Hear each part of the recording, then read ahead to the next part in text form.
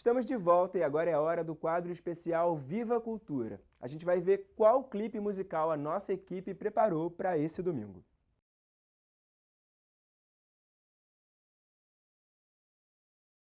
E como já é tradição, vamos assistir a mensagem especial do Arcebispo do Rio, o cardeal Orani João Tempesta. É a hora do quadro A Voz do Pastor.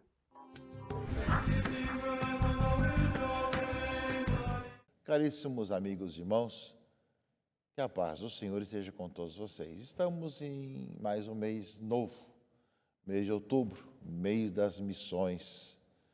Temos aí grandes momentos nesse mês de outubro que somos chamados a participar, a refletir e também tomar grandes decisões.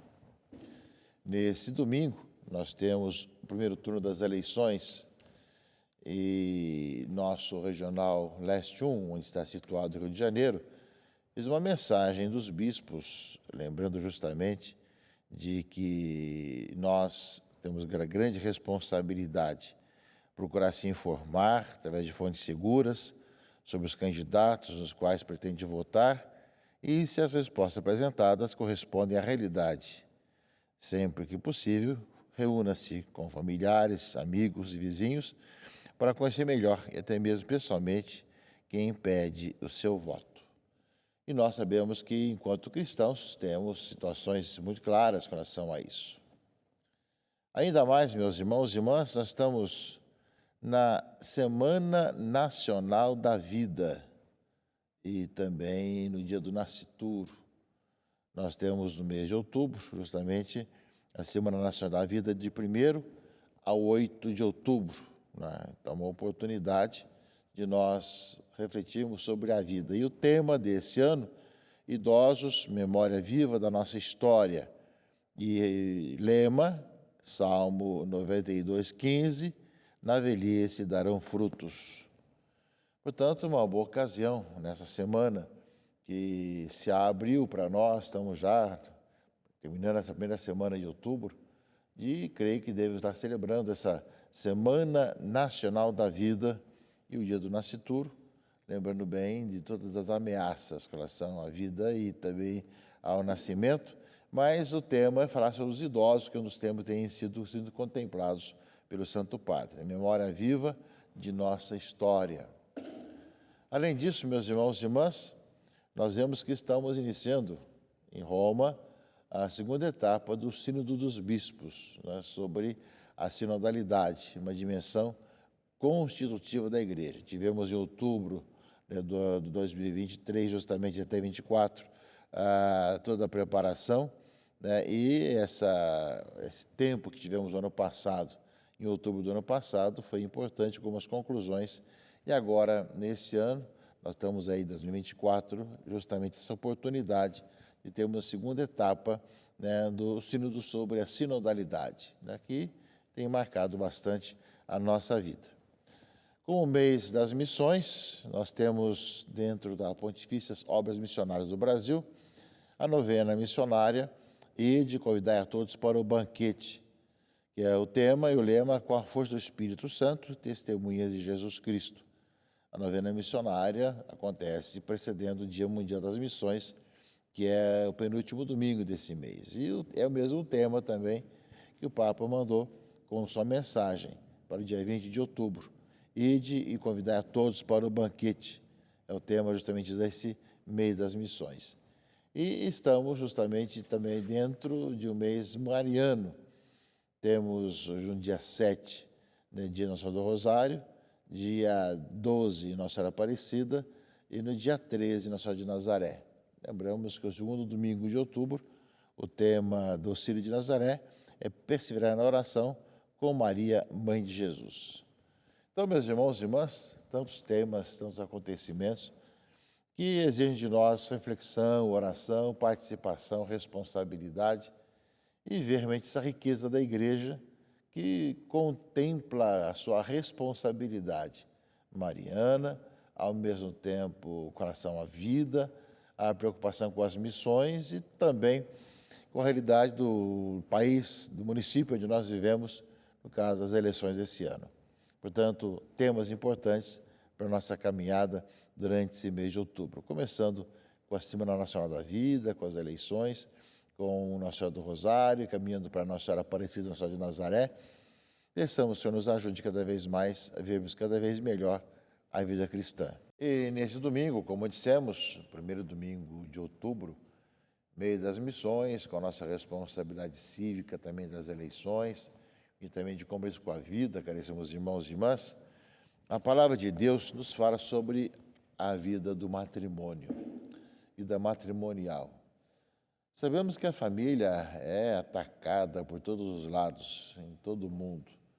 Uma ideologia mundial que também se reflete no nosso país, como se quisessem destruir a família.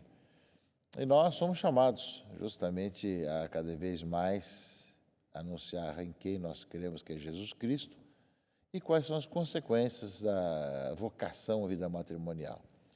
Recentemente, em agosto, nós tivemos a Semana Nacional da Família, falamos bastante disso.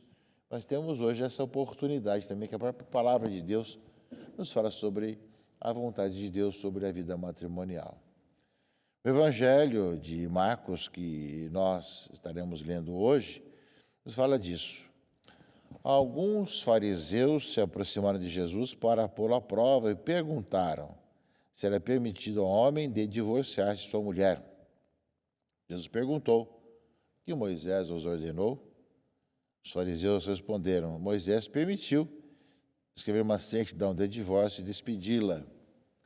Portanto, foram perguntar para Jesus se podia ou não despedir a mulher. Interessante que fala apenas da mulher, não fala o contrário, também da mulher despedir o homem. Sempre a questão da mulher, não é?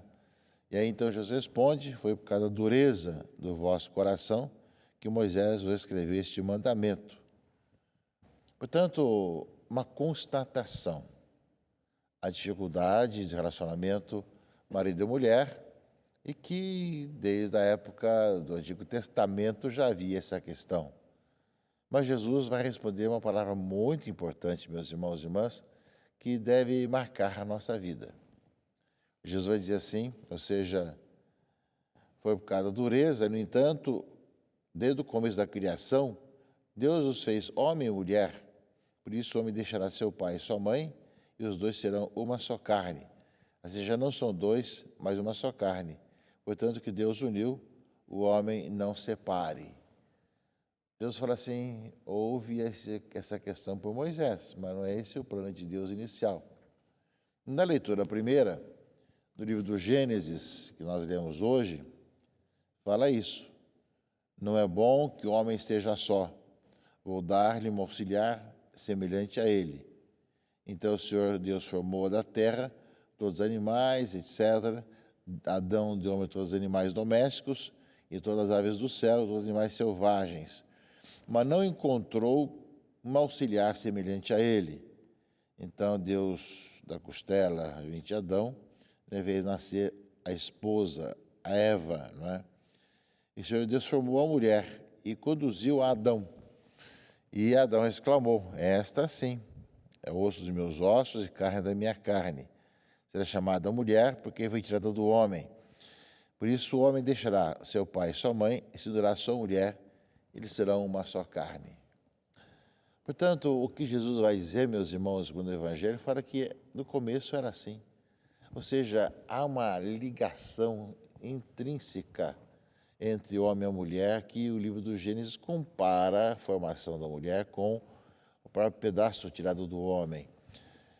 Lembrando bem, meus irmãos e irmãs, que essa maneira de falar bíblica fala dessa comunhão e dessa unidade que existe. Jesus retoma justamente as origens, aos inícios. Por isso, deixará o pai e a mãe e se unirão para formarem um só corpo. É bem esse aspecto que, no Evangelho, quando pergunta a Jesus, ele responde.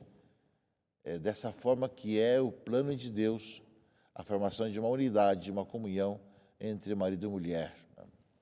Palavra de Deus, com muita clareza. E depois, né,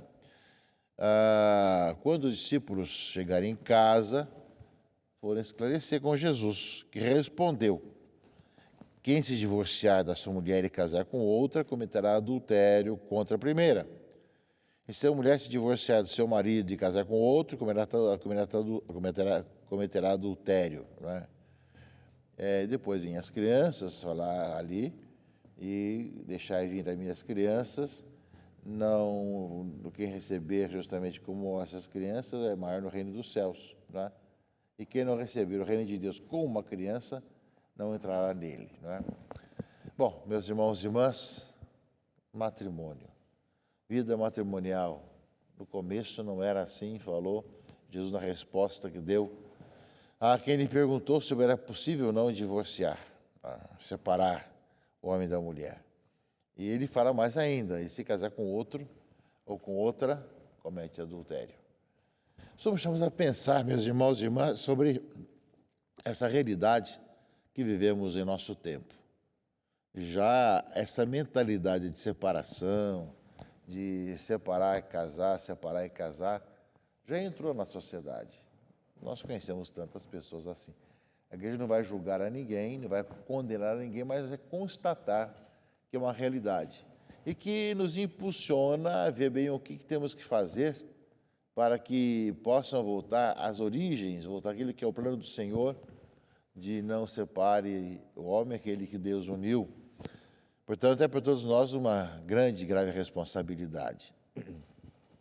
Porque nós sabemos que Deus os criou assim, homem e mulher, para estarem unidos e formarem família e serem abertos à vida e nascerem os filhos. Portanto, se não está acontecendo isso, qual que é a nossa responsabilidade enquanto evangelizadores, enquanto missionários, para repropor justamente o matrimônio cristão ao nosso tempo, ao nosso mundo, para levar as pessoas cada vez mais para que possam viver a vida cristã também na vida matrimonial, na vida conjugal. E depois, meus irmãos e irmãs, a segunda leitura desse domingo é da carta aos Hebreus.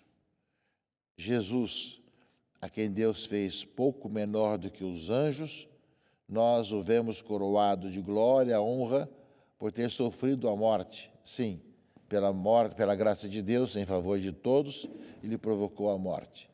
Convia de fato aquele para quem todas as coisas existem, que desejou conduzir muitos filhos à glória, fosse o iniciador da salvação deles até a consumação por todos os sofrimentos. Portanto, a carta aos Hebreus vai propor Jesus Cristo como aquele que é o Messias, Senhor, não é? Tanto Jesus, santificador, quanto santificados, são descendentes do mesmo ancestral. Por essa razão, ele não se envergonha de os chamar irmãos. Portanto, a palavra da carta aos Hebreus tem esse aspecto de repropor Cristo Jesus como o Messias e Senhor. E a leitura do Gênesis e do Evangelho, na questão matrimonial, o matrimônio insolúvel para sempre, como um dom, como uma graça. Meus irmãos e irmãs, de formar ali a comunhão, né, conjugal, os filhos que vão chegando e a formação da família. Nós sabemos que toda uma maneira de pensar hoje, certas escolas políticas e filosóficas, tentam não deixar com que a família cristã, conforme nós cristãos entendem, prossiga para ser um outro tipo de família que não leva a nenhum compromisso um com o outro, nem com a prole. Cabe a nós justamente pensarmos nesse domingo como é que temos vivido e como podemos, além de acolher a todos, não condenar ninguém, como é que nós possamos também dar testemunho da nossa vida em família para as pessoas, de viver realmente o matrimônio, a vida matrimonial, a vida conjugal no Senhor. Eu creio que são aspectos que nós somos chamados a refletir, a pensar e a ver que diante dos ataques todos que a família recebe, nós possamos sempre mais encontrar os melhores caminhos para vivermos cada vez melhor como família. Também nessa Semana Nacional da Vida, com ataques que a vida recebe também, nós temos muito trabalho para ser levado adiante.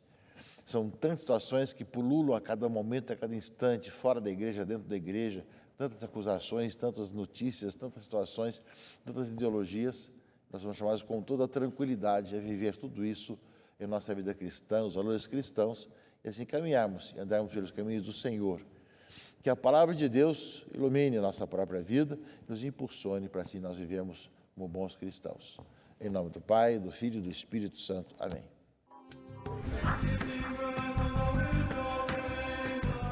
Muito obrigado pelas palavras, Dom Orani, e aproveito para agradecer também a todos vocês que nos acompanharam até aqui. O nosso programa de hoje está chegando ao fim. Eu desejo a todos vocês um ótimo domingo e uma excelente semana. Até o próximo programa. Tchau, tchau!